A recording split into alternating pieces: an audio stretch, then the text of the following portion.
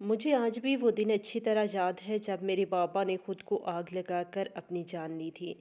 मेरी माँ खून के आंसू रोती हुई सरदारों को बद्दुआएं देती जा रही थी।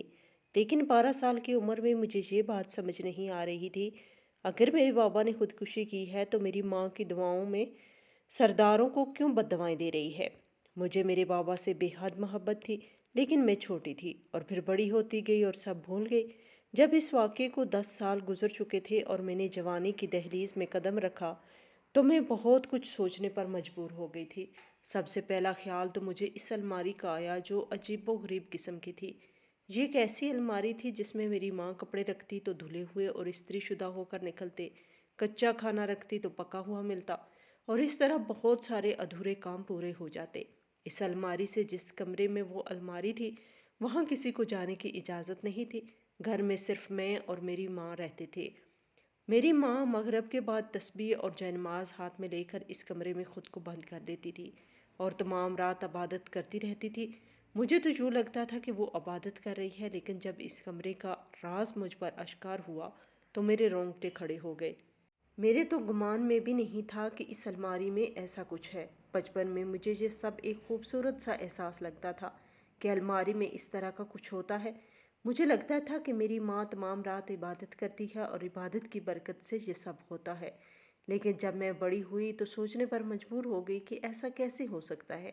मेरा ज़हन अब वो छोटा सा ज़हन नहीं रहा था जो आसानी से इस बात को कबूल कर लेता। मैं अब बड़ी हो चुकी थी और बहुत कुछ जानना चाहती थी, लेकिन जो कि अलमारी में हर वक्त ताला लगा होता था और कमरा भी बंद होता था, इसलिए मुझे मौका नहीं मिला। एक रात जब अम्मा इबादत करने के लिए कमरे में गई तो शायद गलती से उन्होंने दरवाज़ा खोल दिया। मैंने चुपके से झांका, दरवाजे से देखा तो अम्मा ने अलमारी खोली और इसके अंदर घुस गई। ये देखकर मैं हैरान हो गई कि अम्मा अलमारी के अंदर क्यों चली गई और दरवाज़ा बंद कर दिया। काफ़ी देर मैं इंतज़ार करती रही कि अम्मा अलमारी से बाहर निकलेगी, लेकिन ऐसा कुछ नहीं हुआ। तकरीबन आधा घंटा गुजर जाने के बाद मुझे ये खदशा हुआ कि कहीं मेरी माँ का अलमारी के अंदर दम ना घुट गया हो, वो मार ना गई हो। लेकिन जैसे ही मैंने अलमारी खोली तो वहाँ मेरी माँ थी ही नहीं। ये मंजर देखकर मेरा तो सर ही चकरा गया, क्योंकि मैंने खुद अपनी माँ को अलमारी के अंदर जाते हुए देखा था और बाहर आते हुए नहीं देखा। अजीब बात थी कि अम्मा अलमारी के अंदर गई और रुपोश हो गई। रात दूसरे पहर में पागलों की तरह खड़ी थी अलमारी के सामने और सोच रही थी कि अम्मा कहाँ गायब हो गई हैं। मुझे बेहद खौफ आने लगा और मुझे महसूस हुआ कि कहीं मैं भी अपनी माँ की तरह गायब न हो जाऊँ। मैं वहीं पर बैठी रही। तकरीबन 3 घंटे मैं वहाँ बैठी रही और खौफ ने मुझे इस कदर ले लिया कि मैं वहाँ से चलकर अपने कमरे में आ गई और डर के मारे कांपने लगी। मैं इतनी छोटी नहीं थी कि 22 साल की लड़की थी, लेकिन फिर भी मैं इंसान थी और बेहद खौफजदा हो गई थी। थोड़ी देर बाद मुझे आवाज़ आई तो मैं कमरे की जानब भाग गई। मैंने खिड़की से देखा तो अम्मा अलमारी से निकल रही है। साथ ही फजर की अजान बुलंद होने लगी। अम्मा अपने कमरे में जाकर सो गई। मैंने इनसे कोई सवाल नहीं किया, क्योंकि हम माँ बेटी के माबैन इस तरह का कोई रिश्ता नहीं था। अब्बा के मरने के बाद अम्मा बिल्कुल खामोश होकर रह गई थी। मुझसे कोई बात न करती थी। ज़रूरत की बात के अलावा हमारे बीच में कोई बात नहीं होती थी।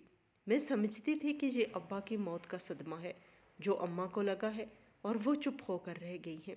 मैंने फैसला कर लिया कि मैं अलमारी का राज जानकर रहूँगी कि आखिर इसमें ऐसा क्या है। हमें इसे पूछने का कोई फ़ायदा नहीं था। या तो वो मुकर जाती या फिर चुप रहती। एक रात अम्मा की खालाजाद की फौतगी की खबर आई तो अम्मा वहाँ चली गई। मेरे पास यही एक मौका था अलमारी का राज जानने के लिए। अम्मा के जाने के बाद मैं उठी और कमरे में आ गई। कमरा तो खुला हुआ था, लेकिन अलमारी में ताला लगा हुआ था और इसकी चाबी ज़रूर अम्मा के कमरे में होगी। मैं अम्मा के कमरे में गई और तमाम कमरा खंगाल डाला। भलाखिर संदूक के अंदर से मुझे चाबी मिल गई। मैं कमरे में आ गई और दरवाज़ा बंद किया। फिर अलमारी के पास आई तो मुझे डर लगने लगा, लेकिन मैंने हिम्मत की और अलमारी का ताला खोल दिया। मैंने देखा वहाँ पर कुछ भी नहीं है। अलमारी बिल्कुल खाली है। मैं ये देखकर हैरान हो गई कि आखिर क्या माजरा है। मैं दरवाज़ा बंद करने लगी थी कि मुझे नीचे से कोई आवाज़ आई, ज़रीना आ जाओ नीचे। ये एक मर्दाना आवाज़ थी जो मुझे अलमारी के नीचे से सुनाई दे रही थी, जिसे सुनकर मेरे पैरों तले से ज़मीन सिरक गई और सर पर आसमान गिर गया। आखिर ये कौन था जो मेरी माँ का नाम पुकार कर उसे बुला रहा था, और कहाँ से? मैं हैरान और शशदर वहाँ पर खड़ी रही। फिर मुझे गौर करने पर महसूस हुआ कि अलमारी के नीचे कुछ तख्ता सा रखा हुआ है। मैंने वो तख्ता उल्टा कर देखा तो हैरान रह गई, क्योंकि वहाँ पर नीचे खुली जगह थी जहाँ से सीढ़ियाँ नीचे की तरफ जा रही थी। यानी कि अलमारी के अंदर एक तहखाना था। वो शख्स जो मेरी माँ का नाम पुकार कर बुला रहा था शायद जवाब न मिलने पर चला गया था। मैंने सीढ़ियों से थोड़ा सा झांक कर देखा तो एक आदमी वहाँ पर चारपाई डालकर सो रहा था। मैं खौफजदा हो गई और इसे अलमारी बंद कर दी। मेरा दिल ज़ोर ज़ोर से धड़कने लगा, मेरी आंखों के सामने अंधेरा छाने लगा। मैं सोचकर परेशान थी कि आखिर ये शख्स कौन है और मेरी माँ रोज़ाना इबादत के बहाने कमरे में जाकर क्या करती है।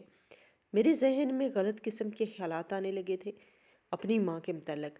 मेरे वालिदैन में बेतहाशा मोहब्बत थी, वो दोनों एक दूसरे के बगैर ज़िंदा ही नहीं रह सकते थे।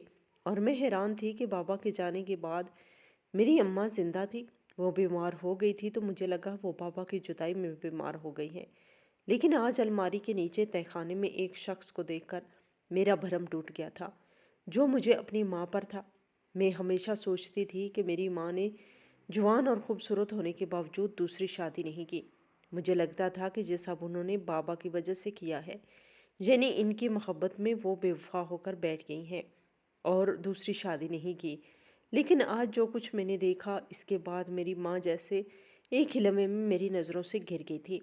ये शख्स कौन था जिसे मेरी माँ ने तहखाने में छुपा रखा था, और न जाने कितने सालों से। मैं इस आदमी से खौफजदा थी, इसलिए तहखाने में नहीं गई। लेकिन मैं अपनी माँ का इंतज़ार करने लगी कि वो आए तो मैं इससे सवाल करूं कि इसने मेरे बाप को धोखा क्यों दिया, इतने साल मुझे धोखे में क्यों रखा। मेरी माँ सारा दिन फौतगी वाले घर में रही और रात को वापस आई। उन्होंने आते ही खाने का पूछा, लेकिन मैंने कोई जवाब नहीं दिया। मैं अजीब नज़रों से इन्हें देखने लगी। क्या बात है नफीसा, ऐसे क्यों देख रही हो मुझे? अम्मा ने मेरा जी बस अंदाज महसूस कर लिया था। मेरे अंदर भी गुस्सा भरा हुआ था और दुख भी। मैं आज तक आपको परसा समझती थी, लेकिन आज मेरा ये भरम टूट गया। मैं जैसे फट पड़ी थी अपनी अम्मा के सामने। क्या हो गया है नफीसा, ऐसी बातें क्यों कर रही हो? मैंने ऐसा क्या कर दिया है? अम्मा ने परेशान होकर पूछा। ये तो आप मुझसे बेहतर जानते हैं कि आप क्या कर रही हैं। इतने सालों से मुझे तो शर्म आ रही है, मैं आपकी बेटी हूँ। मैं आज तक समझती थी कि आपको मेरे बाप से बेहद मोहब्बत है, इसीलिए आपने दूसरी शादी नहीं की। लेकिन आज आप मेरी नज़रों में गिर गई हैं। मैंने चीखते हुए कहा, मुझे आज भी तुम्हारे बाप से बेहद मोहब्बत है। मैं इसी के नाम पर जिंदा हूँ। क्या तुम्हें नज़र नहीं आ रहा? मेरी माँ ने जवाब दिया, नज़र आ गया है मुझे, अब सब कुछ वाज़िया। मैंने गुस्से से कहा, क्या नज़र आ गया है तुम्हें? मुझे भी तो बताओ। अम्मा ने परेशानी से पूछा। काफ़ी हद तक तो मुझे लग रहा था कि वो समझ गई हैं कि मैं क्या बोल रही हूँ। मुझे वो शख्स नज़र आ गया जिसको आपने अलमारी के नीचे तहखाने में छुपा रखा है, और मुझे बेवकूफ़ बना रही हैं। क्या आप कमरे में रोज़ाना इबादत को तस्बीह लेकर इबादत के लिए जाती हैं? हत्ता कि आप उस शख्स के पास जाती हैं।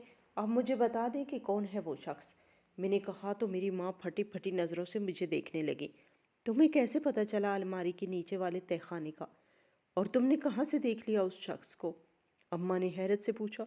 मैं पहले बच्ची थी अम्मा, लेकिन अब बच्ची नहीं रही कि आप मुझे कोई भी कहानी घड़ कर सुना देंगी और मैं यकीन कर लूँगी।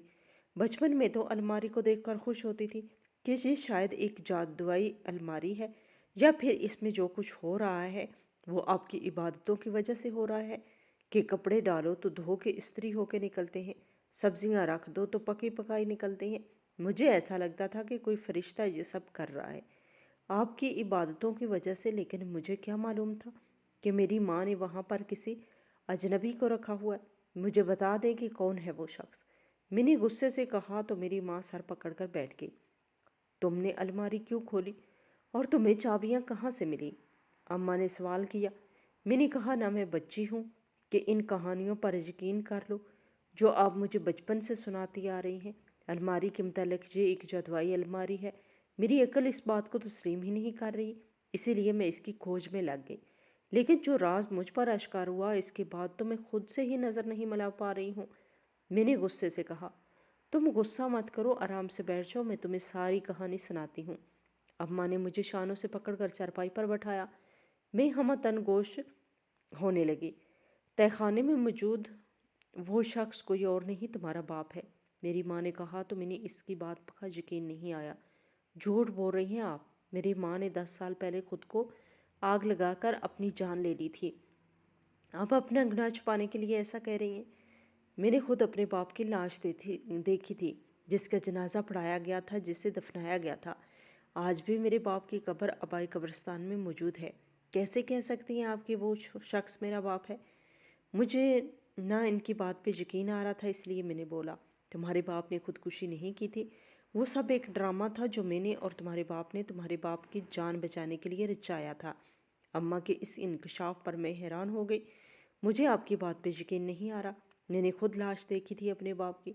میں نے کہا، تم نے جلی ہوئی لاش دیکھی تھی، جو اصل میں لاش نہیں، ایک پتلا تھا جسے ہم نے جلایا تھا۔ اب دنیا کو یہ دکھانا چاہتے تھے کہ تمہارا باپ مر چکا ہے تاکہ کوئی ہمیں پریشان نہ کرے۔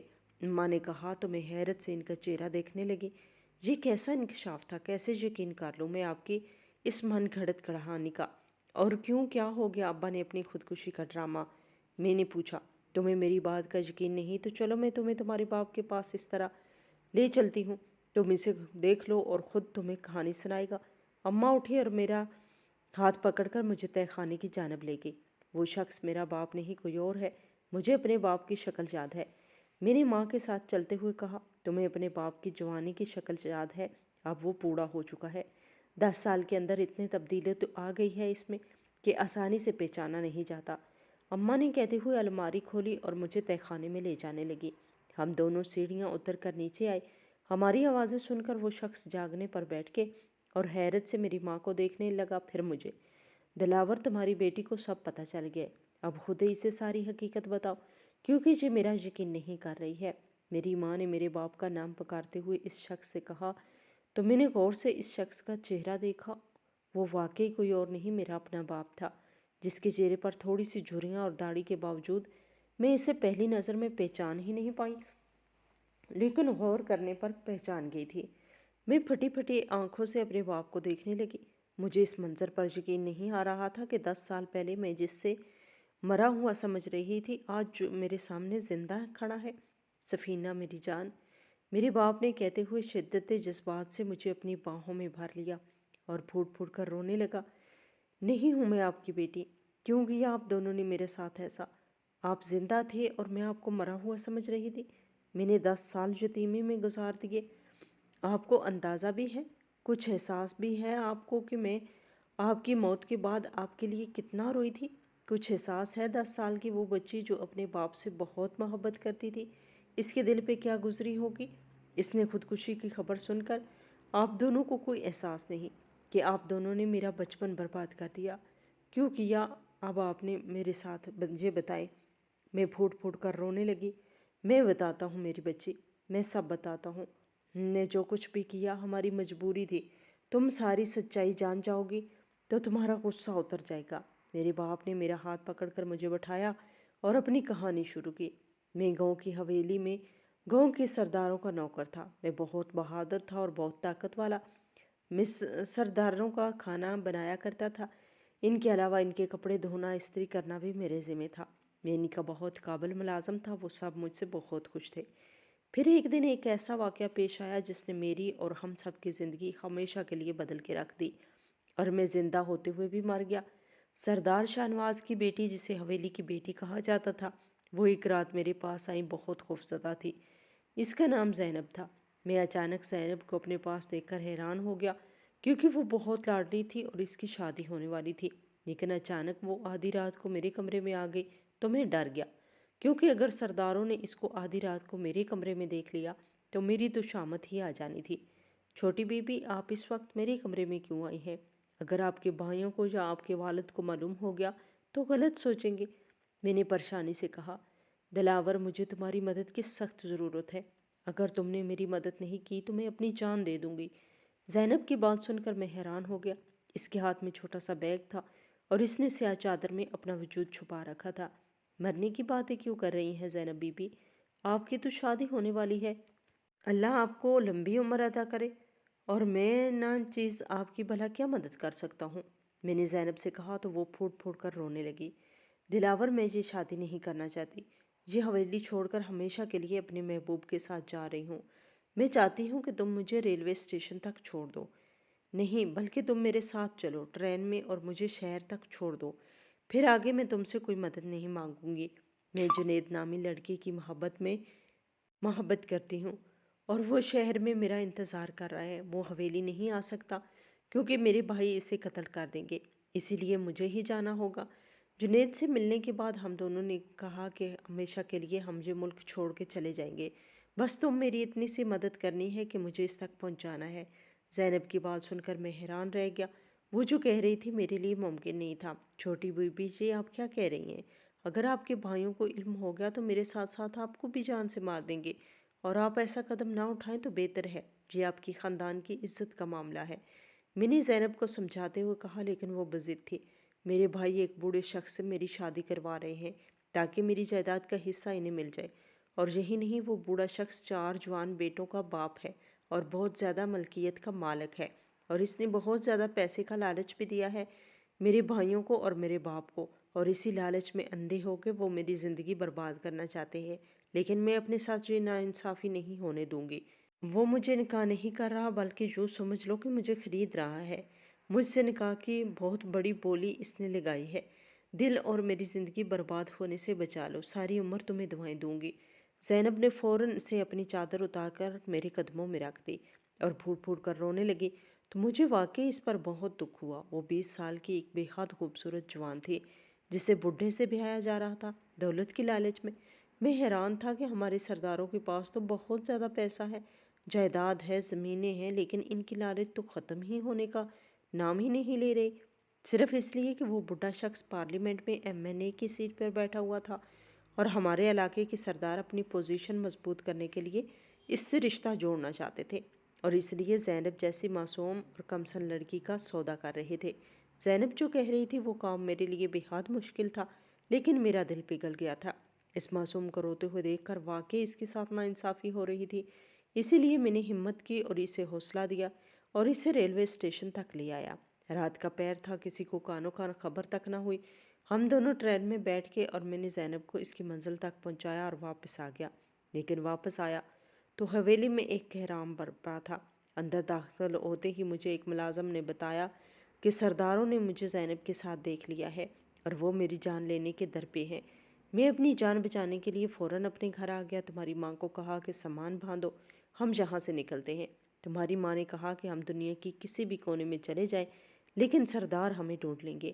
میرے ذہن میں فوراً خودکشی کا آئیڈیا آیا۔ ہم نے فوراً سے ایک پتلا سا بنایا اور اسے آگ لگا دی اور سارے کمرے میں بھی آگ لگا دی۔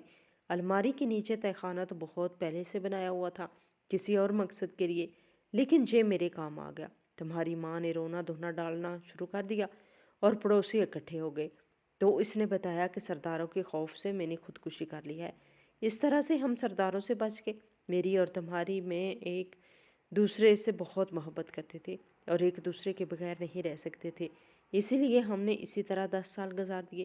مجھے کھانا پکانا آتا تھا، اس لیے تمہاری ماں سبزیاں وغیرہ الماری میں رکھ جاتی تھی، میں نیچے تہخانے میں کھانا تیار کر دیتا تھا، کپڑے وغیرہ بھی دھو کے استری کر دیتا تھا۔ یہ کپڑے گاؤں والوں کے ہوتے تھے جن کو دھو کر استری کر کے ہمیں کچھ پیسے مل جاتے تھے اور ہمارا گزارا ہو جاتا تھا، کیونکہ تمہاری ماں کا من نہیں کر سکتی تھی اور میں باہر نکل نہیں سکتا تھا، اسی لیے ہم نے چودوائی الماری والا ڈرامہ رچایا۔ لیکن میری بچی، میں نے جو کچھ بھی کیا مجھے اس پر ذرا بھی افسوس نہیں، بلکہ مجھے فخر ہے، میں نے ایک مظلوم لڑکی کی زندگی بچا لی، اور سنا ہے کہ آج زینب باہر ملک جا کر اپنے شوہر کے ساتھ بہت خوش ہے، اور میں خوش ہوں کہ اس کی خوشیوں کا سبب بنا۔ میرے بابا نے اپنی کہانی ختم کی تو میں رونے لگی اور روتے ہوئے ان کے گلے لگ کے ان سے شکوہ کیا، لیکن بابا، میں تو بہت چھوٹی تھی، آپ نے مجھے کیوں نہیں بتایا؟ مجھے بھی بتاتے، میں بھی آپ سے ملنے جہاں آ جاتی، میں نے روتے ہوئے کہا۔ میری بچی، میں نے ایسا ضرور چاہتا، لیکن تمہاری ماں نے منع کر دیا تھا کہ نفیسہ چھوٹی بچی ہو سکتا ہے باتوں باتوں میں بچوں کو یا کسی بڑے کے آگے یہ راز کھول دے اور ہمارا سب کچھ ختم ہو جائے، اسی لیے ہم نے تم سے چھپایا۔ ہم اس وقت کا انتظار کر رہے تھے کہ تم بڑی ہو جاؤ تو تمہیں بتا دیں، لیکن تمہیں پہلے ہی پتہ چل گیا۔ یقین کرو، ہم دونوں تمہیں بتانے ہی والے تھے، میں چھپ کر تمہیں دیکھا کرتا تھا۔ میرے بابا نے کہا، اب آپ نے زینب کی زندگی میں خوشیاں بھر دیں لیکن آپ کی اپنی زندگی تو قید خانے میں گزر گئی۔ کیا آپ کو دکھ نہیں ہوتا اس بات کا؟ آپ کی آزادی سلب ہو کر رہ گئی۔ میں نے بابا سے کہا، بیٹا تم نے وہ کہاوت تو سنی ہوگی کہ ہیں لوگ وہیں اچھے جہاں میں آتے ہیں جو کام دوسروں کے۔ بھلے میں نے 10 سال قید میں گزار دیے، لیکن زینب تو خوش ہے، اور یقین کرو اس قید میں بھی میرا ضمیر مطمئن ہے اور میرا دل خوش ہے کہ میں نے ایک مظلوم لڑکی پر ظلم ہونے سے بچا لیا۔ بھلا زندگی میں مجھے آزادی نہ ملی، لیکن اپنے رب کے حضور میں ایک دن سرخرو ہوگا جو میں نے کیا۔